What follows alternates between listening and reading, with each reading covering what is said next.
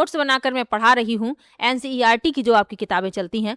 और ये जो क्लास 4th की मैंने शुरुआत की है, ये क्लास 4th की पुरानी बुक है, क्योंकि आपके एग्जाम के लिए यही किताब महत्वपूर्ण है। और जो नई किताब है उसको भी मैं ये कंप्लीट कराने के बाद पढ़ा दूंगी, बस आप लोगों को थोड़ा सा सपोर्ट करते रहिए। आज मैं जो लेसन पढ़ाने वाली हूँ आपकी परीक्षा के लिए इम्पोर्टेंट है।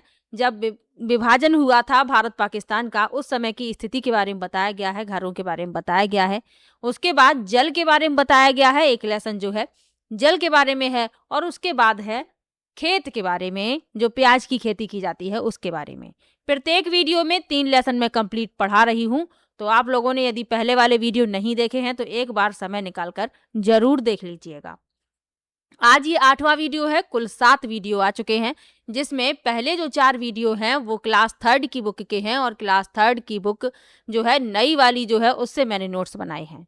और 4th और 5th के जो नोट्स हैं वो ओल्ड बुक के हैं, क्योंकि आप अपने एग्जाम में जो सिलेबस आपको दिया गया है उसके टॉपिक आपको इन पुरानी किताबों में ही मिलेंगे। तो ये किताबें आपके लिए महत्वपूर्ण हैं। तो चलिए आज के वीडियो को शुरू करते हैं। वीडियो देखने के बाद यदि आपको अच्छा लगे, हेल्पफुल लगे, तो वीडियो को लाइक और शेयर कीजिएगा। और यदि आप चैनल पर नए हैं तो चैनल को सब्सक्राइब कर लीजिए। 11 लेसन तक मैं कंप्लीट पढ़ा चुकी हूँ पिछले वीडियो में। आज 12वां लेसन पढ़ेंगे, कैसे कैसे बदले घर।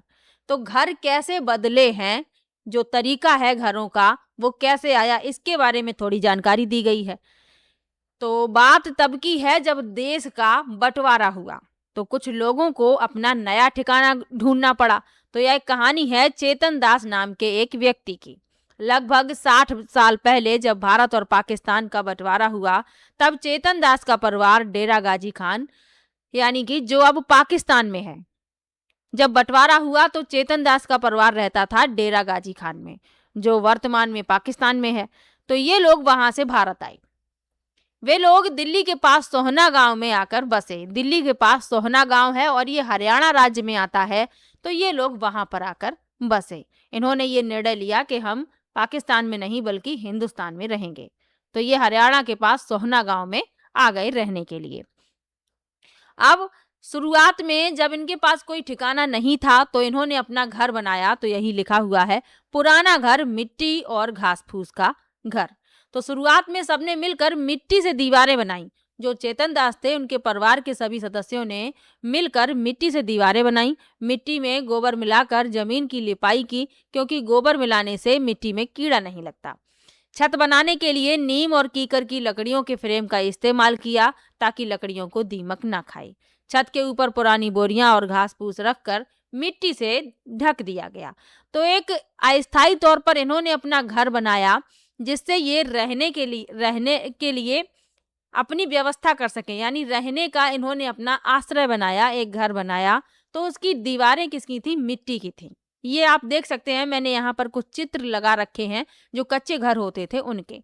तो ये जो दीवारें आप देख रहे हैं, ये दीवारें मिट्टी की बनी हुई हैं। और फिर इन दीवारों पर लिपाई की गई है गोबर मिलाकर, मिट्टी में गोबर मिलाकर इन पर लिपाई की गई है, क्योंकि गोबर मिलाने से क्या होता है, मिट्टी में कीड़ा नहीं लगता है।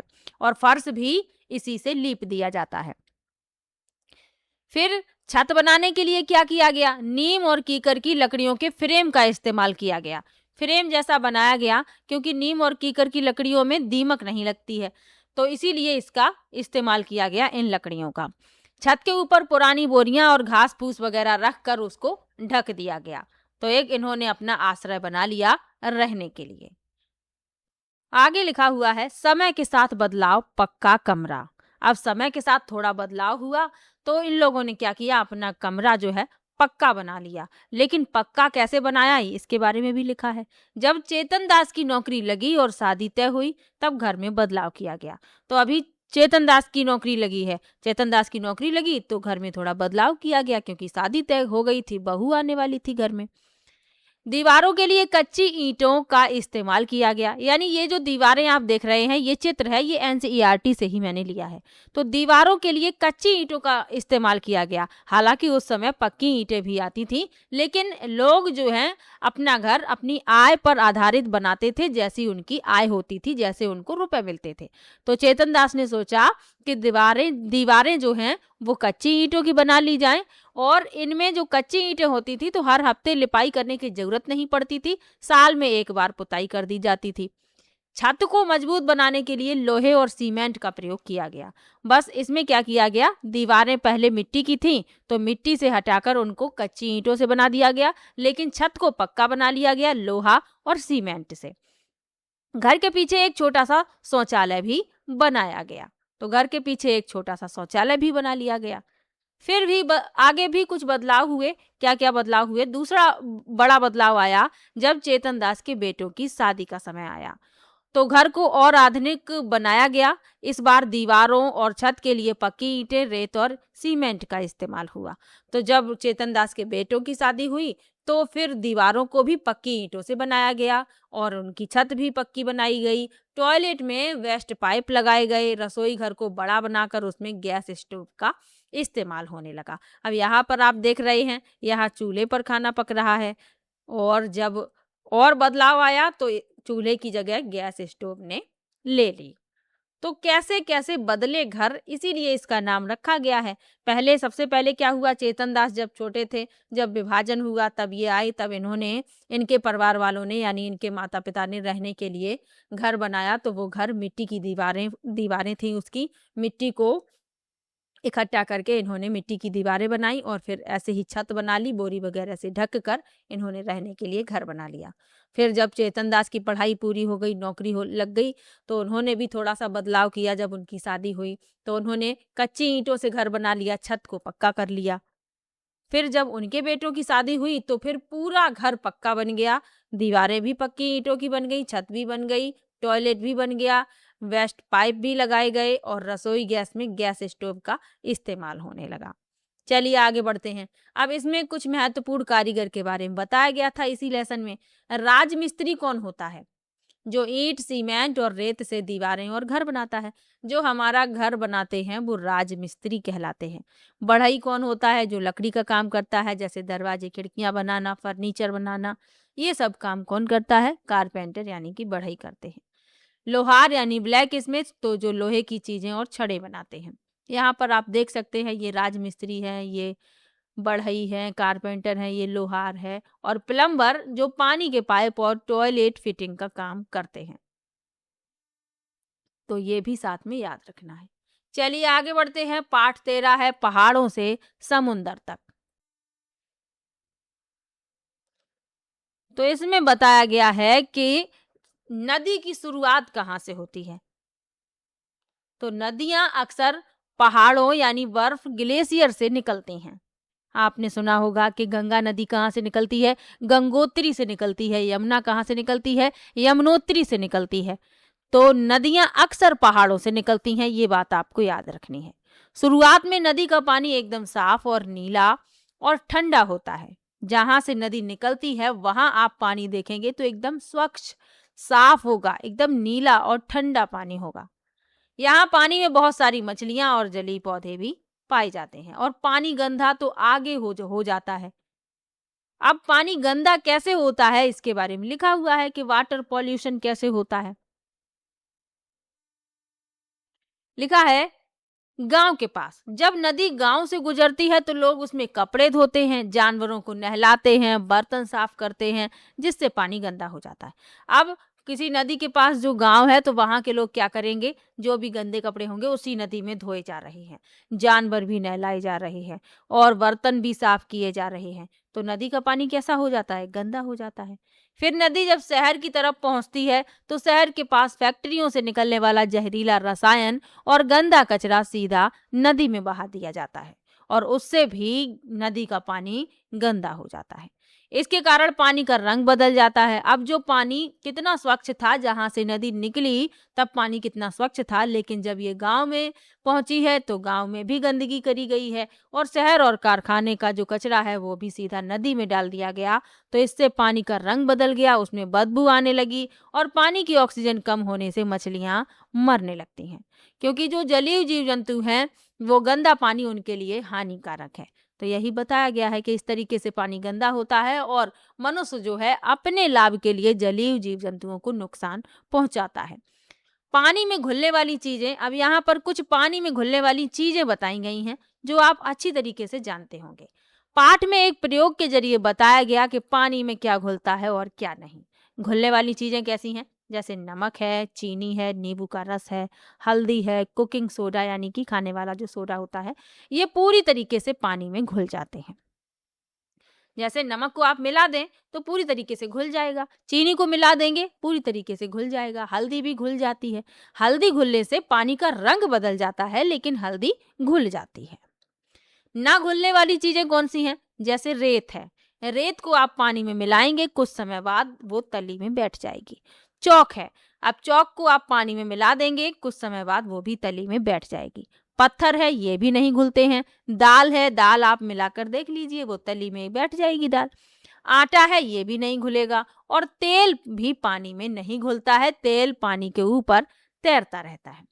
आगे लिखा है ध्यान देने के लिए, कुछ चीजें जैसे चीनी नमक पानी में घुलकर भी पानी का रंग नहीं बदलते, लेकिन वे पानी में मौजूद रहती हैं। इसलिए साफ दिखने वाला पानी भी हमेशा पीने लायक नहीं होता। तो ये कहा गया है क्योंकि कुछ ऐसी चीजें होती हैं कि जो पानी में घुल जाती हैं, लेकिन पानी का रंग जो है जैसा का तैसा ही रहता है। तो हर साफ दिखने वाला पानी जो है शुद्ध नहीं होता, ये कहा गया है। इतनी बात आपको अच्छे से समझ में आ गई होगी। नदी का अंत कहाँ होता है? तो सभी नदियां आगे बढ़ते हुए अंत में समुद्र में जाकर मिल जाती हैं। समुद्र का पानी बहुत नमकीन यानी खारा होता है, जिसे सीधे नहीं पिया जा सकता। तो समुद्र का पानी हम नहीं पी सकते क्योंकि उसमें लवण की यानी साल्ट की मात्रा बहुत अधिक होती है। और जो सभी नदियां हैं ये आगे बढ़ते हुए अंत में समुद्र में गिर जाती हैं।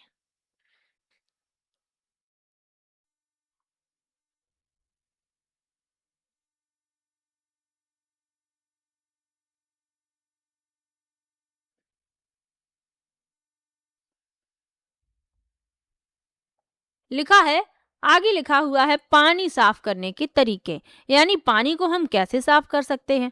तो सबसे अच्छा तरीका है कि हम उसे उबाल लें। इससे क्या होगा, पानी के कीटाणु मर जाएंगे। फिर हमें उसे छान लेना है और छान कर प्रयोग करना है। इसके अलावा पानी को फिल्टर करके या उसमें फिटकरी डालकर भी साफ किया जाता है। अब तो ये है कि आरओ लग गए हैं, यानी कि वाटर फिल्टर सब जगह लगे हुए हैं। प्यूरिफाइंग वाटर आपके घर में ही उपलब्ध है, तो अब समस्या नहीं है, लेकिन फिर भी कई जगह पर पानी उबाल कर ही प्रयोग किया जाता है। चलिए आगे बढ़ते हैं, लेसन यहीं पर समाप्त होता है। आपको इस लेसन में इतना ही पढ़ना था।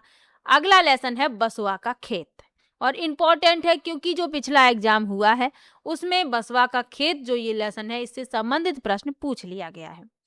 तो बसवा कर्नाटक कर्नाटक के बेलवनका गांव में रहता है। बसवा के पिताजी किसान हैं। तो कर्नाटक का बेलवनका गांव है और बसवा जो है वहीं का रहने वाला है। बसवा जो है एक बच्चा है, उसी का नाम है। और बसवा के जो पिताजी हैं वह किसान हैं। बसवा के अप्पा यानी कि पिताजी प्याज की फसल उगाने के लिए तैयारी कर रहे हैं।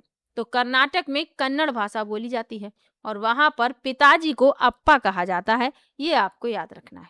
आगे लिखा है, खेत की मिट्टी को नरम करने के लिए बसवा के इलाके में खूंटी का इस्तेमाल किया जाता है। ये आप यहाँ देख सकते हैं। इसका इस्तेमाल किया जाता है खेत की मिट्टी को नरम करने के लिए। चलिए आगे बढ़ते हैं। प्याज के बीज बोने के लिए बसवा के अप्पा कूरगे का इस्तेमाल करते हैं। ये आप कूरगा देख सकते हैं। बैल कूरगे को खींचते जाएंगे और पीछे पीछे बीज डालते जाएंगे। अब जो व्यक्ति पीछे है वो इसमें बीज डालता जाएगा। ये आप देख सकते हैं इस तरीके से। तो इसका इस्तेमाल किया जाता है प्याज के बीज बोने के लिए। प्याज की फसल की बात हो रही है, ध्यान दीजिएगा। चलिए आगे बढ़ते हैं। बीज बोने के लगभग 20 दिन बाद प्याज के छोटे छोटे पौधे दिखाई देने लगते हैं। तो लगभग 20 दिन लगता है प्याज के पौधे खेत में दिखाई देने के लिए। तो 20 दिन बाद प्याज के पौधे छोटे छोटे पौधे खेतों में दिखाई देने लगते हैं। फसल के साथ कुछ पौधे अपने आप ही उगाते हैं, इन्हें खरपतवार कहा जाता है। तो प्रत्येक फसल के साथ ऐसा होता है। अपने क्षेत्र में आप देखेंगे गेहूं की फसल उगाई जाती है, बाजरा की फसल, चना की, मक्का की, ये सभी फसल उगाई जाती हैं। रबी, खरीफ, जायद 3 प्रकार की फसलें होती हैं। तो जो भी ग्रामीण क्षेत्र से संबंध रखते हैं उन्होंने देखा होगा कि जो मुख्य फसल होती है उसके साथ कुछ खरपतवार भी उगाते हैं। तो इन खरपतवारों को निकालना आवश्यक होता है, क्योंकि यदि आप इन्हें निकालते नहीं तो मुख्य फसल पर इसका असर पड़ता है। आगे लिखा है, फसल तैयार होने के बाद पौधों को जमीन से निकाल लिया जाता है। यदि समय अधिक हो जाए तो ये सड़ जाता है। तो फसल जैसे ही तैयार होती है फिर इसे निकाल लिया जाता है, और यदि ज़्यादा समय हो जाए तो ये सड़ने लगता है, इसका भी विशेष ध्यान रखा जाता है। आगे लिखा है, एल्गे की मदद से प्याज को पौधों से अलग कर लिया जाता है। ये होता है एल्गा। अब जब आप खेत से प्याज निकालते हैं तो उसमें पौधे भी लगे रहते हैं, तो एल्गे की मदद से पौधे से प्याज को अलग कर लिया जाता है। तो ये आपको इतना याद रखना है। तो ये लेसन भी यहीं पर समाप्त होता है। 3 लेसन है। अब ये जो लेसन है छोटे छोटे से लेसन हैं, और आपके एग्जाम के लिए बहुत महत्वपूर्ण है। ये छोटे छोटे लेसन ही आपके लिए प्रश्न बनाते हैं, यानी इनसे ही प्रश्न बनते हैं। तो छोटा सा वीडियो है आज का, 3 लेसन कंप्लीट हो गए हैं। वीडियो कैसा लगा कमेंट बॉक्स में ज़रूर बताइए। वीडियो को लाइक कीजिए, चैनल को सब्सक्राइब कर लीजिए, और इसके पहले वाली वीडियो यदि नहीं देखी है तो आज मैं प्रयास करूंगी कि प्लेलिस्ट बना दूं, ताकि आप लोगों को कोई भी परेशानी ना हो वीडियो ढूंढने में। चलिए मिलते हैं नेक्स्ट वीडियो में, तब तक के लिए बाय बाय।